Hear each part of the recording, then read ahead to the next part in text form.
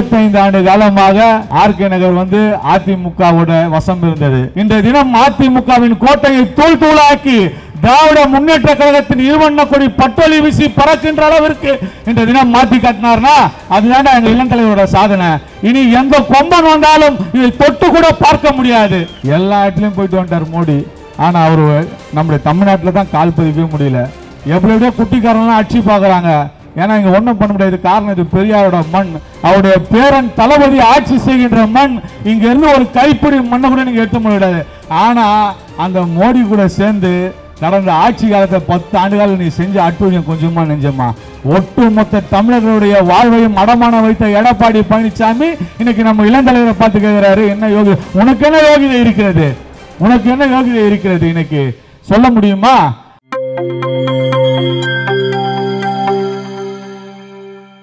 இன்றைய தினம் பார்த்தீங்கன்னா இன்றைய தினம் பிறந்தநாள் காட்டுகின்ற இளம் தலைவர் அவர்கள் இன்றைய தினம் இந்திய திருநாடு அவரை கண்டு ஒரு மிரட்சியோடு பார்க்கின்ற ஒரு தலைவராக உருவெடுத்து வருகின்றார்.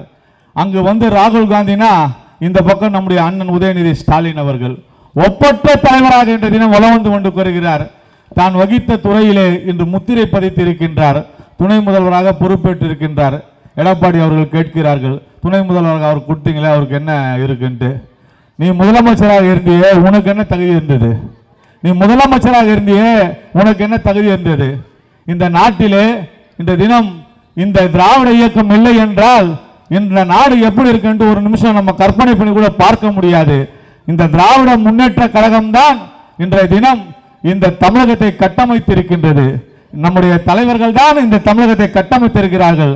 அந்த வரிசையிலே வீறுநடை போடுகிற நம்முடைய இளம் தலைவர் அவர்களுக்கு தான் இன்றைய தினம் பிறந்தநாள் கொண்டாடி கொண்டிருக்கின்றோம். இன்றைய தினம் அவருடைய சாதனை ஒன்று சொல்லட்டுமா? இன்றைய தினம் 25 ஆண்டு காலமாக ஆர்கே நகர் அதிமுகவோட வசம் இருந்தது. ஆனால் தான் இளைஞரணி பொறுப்பேற்ற உடனே இந்த தொகுதியை வலம் வந்து இன்றைய தினம் அதிமுகவின் கோட்டையை தூள் தூளாக்கி திராவிட முன்னேற்ற கழகத்தின் இருவண்ண கொடி பட்டொலி வீசி பறக்கின்ற அளவிற்கு இன்றைய தினம் மாற்றி காட்டினார்னா அதுதான் எங்க இளம் தலைவரோட சாதனை. இனி எந்த கொம்பன் வந்தாலும் இதை தொட்டு கூட பார்க்க முடியாது. இன்னைக்கு அவங்க சொன்ன வழியில் நாங்கெல்லாம் வீறுநடை போட்டு இருக்கின்றோம். 10 ஆண்டு காலம் ஆட்சி செஞ்சீங்க, என்ன செஞ்சீங்க? மேடை போட்டு உங்களால் விவாதம் பண்ண முடியுமா? நீங்க ஒரு பக்கம் நில்லுங்க, நான் ஒரு பக்கம் நிற்கிறேன். 10 ஆண்டு காலம் ஆட்சி செய்தீங்க, இந்த தொகுதிக்கு என்ன செஞ்சீங்க? இன்றைய தினம் திரும்பிய இடமெல்லாம் திட்டங்களை கொண்டு வந்த ஆட்சி தான் திராவிட முன்னேற்ற கழகத்தின் ஆட்சி. அம்மையார் முதலமைச்சராக இருந்தார்கள், அவர்கள் மறைந்து விட்டார்கள். அவரை பற்றி குறை சொல்ல நான் விரும்பவில்லை. ஒருவேளை அவங்க வந்திருந்தால் நிறைய திட்டங்கள் வந்திருக்கலாம், அது ஒரு பக்கம். ஆனால் இன்றைய தினம் 40 ஆண்டு காலம் கனவாக இருந்த இந்த ஆர்கே நகரிலே 3 மேம்பாலங்களை கொண்டு வந்த அரசு திராவிட முன்னேற்ற கழகத்தின் அரசு. இன்னைக்கு பாரு கம்பீரமாக 7 நகர் மேம்பாலம் இன்னும் 2 மாத துவங்க இருக்கின்றோம். அடுத்த மாதத்திலே நேரு நகர் மேம்பாலத்திற்கான அடிக்கல் நாட்டவிருக்கின்றோம்.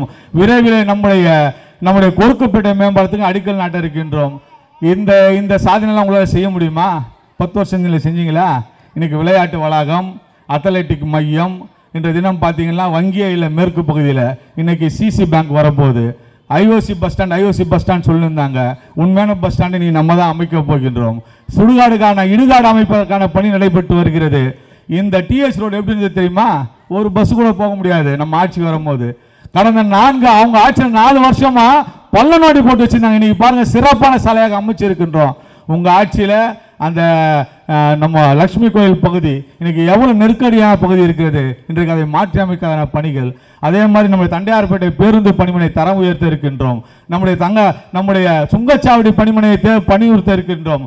அதே மாதிரி பீச் ரோட்ல இன்னைக்கு மினி மெரினா திட்டம், ஒரு வாக்கிங் ஸ்ட்ரெச், இப்படி எண்ணற்ற திட்டங்களா இன்று ஆர்கே நகரை சிறப்பான நகராய் மாற்றி இருக்கின்ற ஆட்சி தான் திராவிட முன்னேற்ற கழகத்தின் ஆட்சி.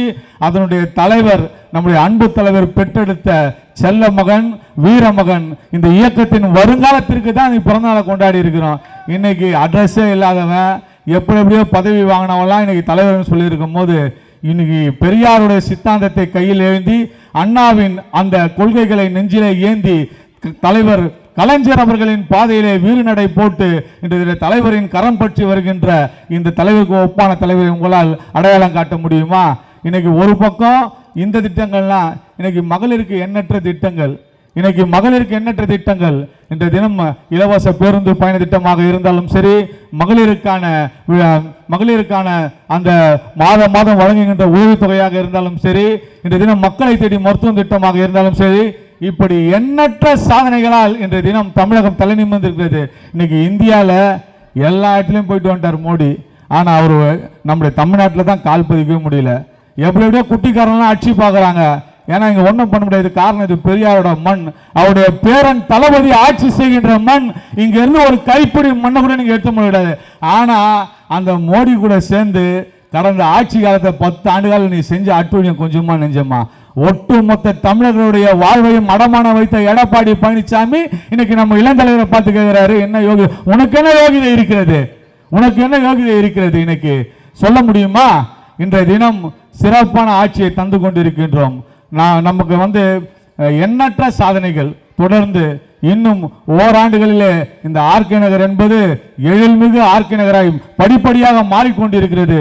தொடர்ந்து உழைப்போம். இந்த தினம் நம்முடைய இளம் தலைவருடைய பிறந்த நாளிலே நாம் எடுக்க வேண்டிய ஒரு சபதம் என்னவென்றால், வருகின்ற 2026 நம்முடைய அன்பு தலைவர் சொன்னது போல் 200 சீட் அல்ல, 234 இடங்களிலும் திராவிட முன்னேற்ற கழகத்தின் வெற்றி உறுதி என்பதை உறுதிப்படுத்துகின்ற வகையிலே நாம் களமாடுவோம், வென்று காட்டுவோம் என்று நம்முடைய இளந்தலைவருடைய பிறந்தநாளிலே சூழலை ஏற்று வாய்ப்புக்கு நன்றி கூறி விடைபெறுகின்றேன். நன்றி, வணக்கம்.